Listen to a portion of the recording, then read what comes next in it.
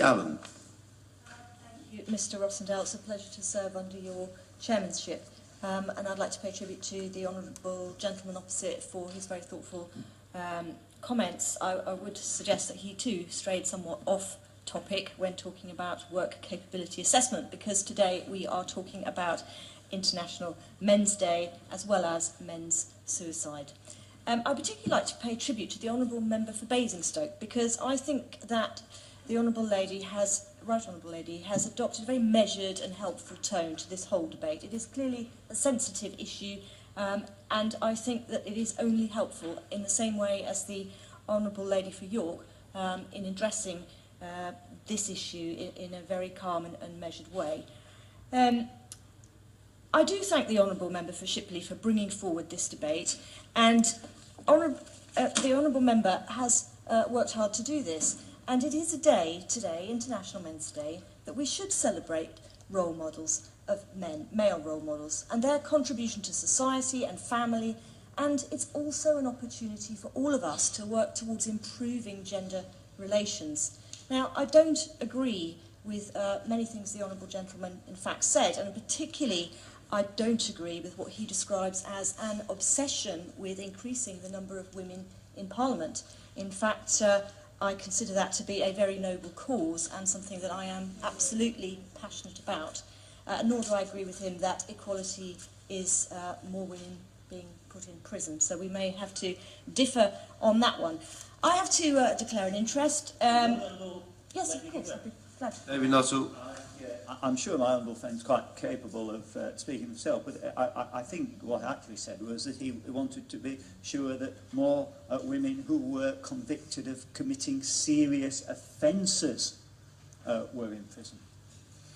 I'm sure the honourable is correct, and I apologise if I have misunderstood his remarks. I declare an interest because, like many of us here, I have many men in my life. I have a partner, a father, a son, brothers, and it is the supportive men in all our lives that enable us to do what we do and to be the best that we can be at what we do. I wanted to take part in this debate because I believe as a constituency MP I should speak for all the people that I represent. Yeah. We have 191 women in Parliament representing men and representing women. Yeah.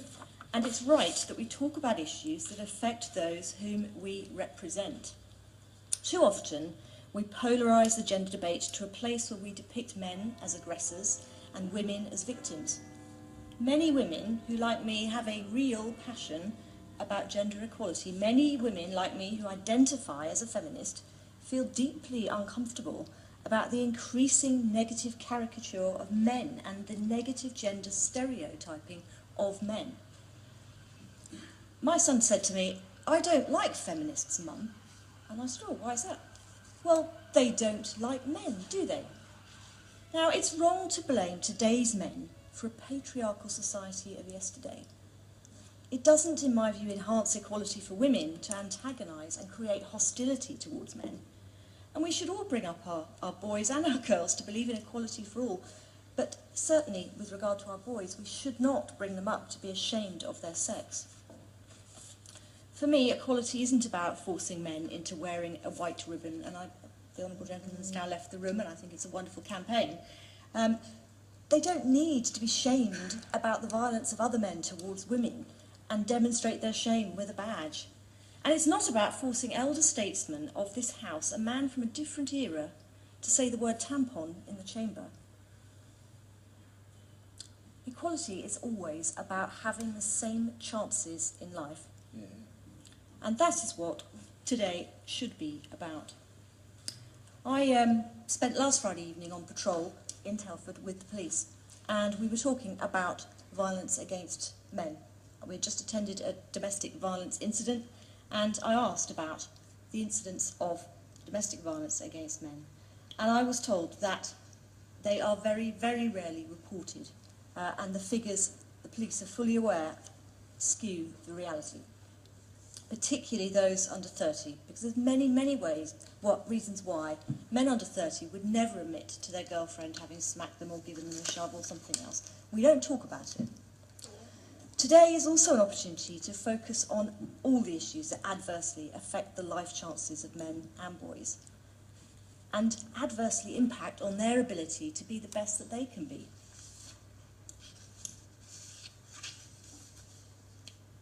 The cause of extraordinarily high rates of male suicide is simply because men do feel unable to vocalise their emotions. They bury it. So should we really then say, as a society, or indeed a parliament, that it's not appropriate to discuss these issues? I say not. Mr Rossendale, in my constituency, a particular area of concern is the underachievement of boys at school. By any measure of attainment, boys from disadvantaged socio-economic groups perform less well in school. Only 28% of white boys on free school meals in Telford achieved 5 A to C's GCSEs, whereas girls from a similar background were doing significantly better. More boys experienced behavioural difficulties at school than girls, more exclusions from school, more admissions to pupil referral units. I used to be involved in a pupil referral unit. There were very few girls within the unit. And then the boys start to self-identify with this bad boy image, and it becomes a self-fulfilling prophecy. And all that goes with that, and the anger and the frustration and the self-harming, and then your life chances are kind of set in stone. And we see more young men engaging with the criminal justice system, more young men in the prison population, in gangs, involved in knife crime, and then we go on to wonder why these same young men have violent relationships with the women in their lives. I think it is deeply simplistic to characterise men as either violent or chauvinistic. Most men are neither. Now, I didn't want to come into Parliament only to talk about women's issues, and I definitely didn't want to come here to find that I can't talk about issues that are of fundamental importance to my constituents in Telford. We talk a lot about hedgehogs, and we talk about UK sea bass stocks, and we talk about trees and various other topics of real interest to people's constituencies. But I want to talk about issues that are important in Telford. In Telford, male suicide is higher than the average for the West Midlands and higher than the national average. What does the Telford Council talk about? Well, it too has embarked on an elaborate social media campaign parading photographs of men on Facebook holding up signs saying, "I support the White Ribbon campaign." And these poor men can hardly refuse for fear of being labelled anti-women. And I really wanted to know, what were they doing about men and boys in Telford? And I think the fact that nobody wants to talk about it is the crux of the issue. I'm on the Education Select Committee, and we do talk about STEM subjects for girls.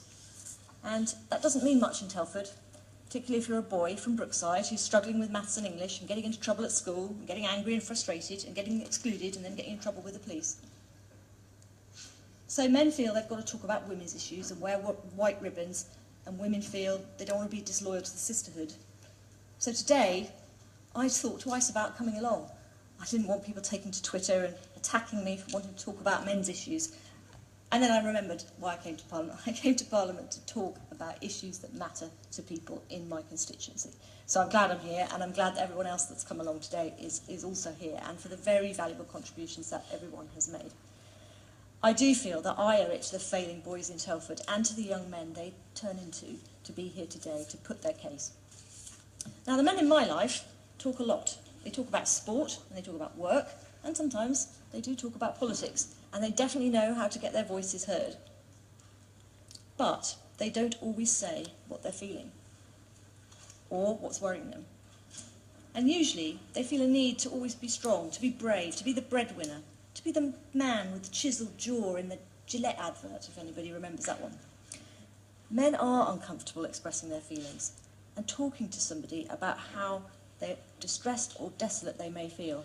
And this is because society has embedded a social acceptance that men are expected to be strong at all times, and failure to do so is considered a weakness, or indeed a failure as a man.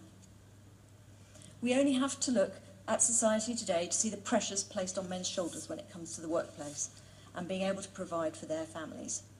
Not feeling able to talk about these issues only makes it worse.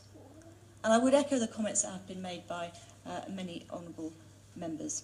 The impact of suicide on children and the families left behind is indescribable. The guilt, the sense of abandonment, and rejection. A loss that as a child you can never quite fathom. You don't recover from suicide as a family member left behind.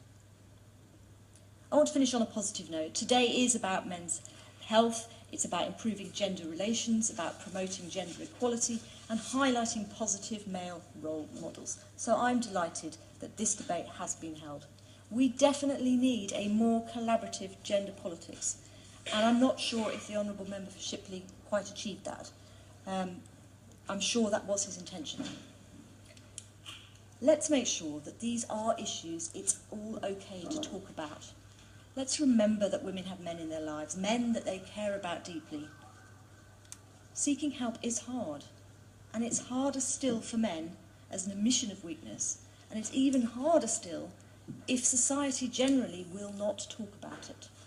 I'm very grateful to the Backbench Business Committee for allowing this debate to be brought forward, and in fact, I am extremely grateful to the Honourable Member for Shipley for being brave enough to do so, and I particularly thank him for urging men to seek help and to know that they are not alone. And if this debate has achieved that, then the Honourable Member for Shipley is to be congratulated. Thank you, Mr. President. Luciana Berger.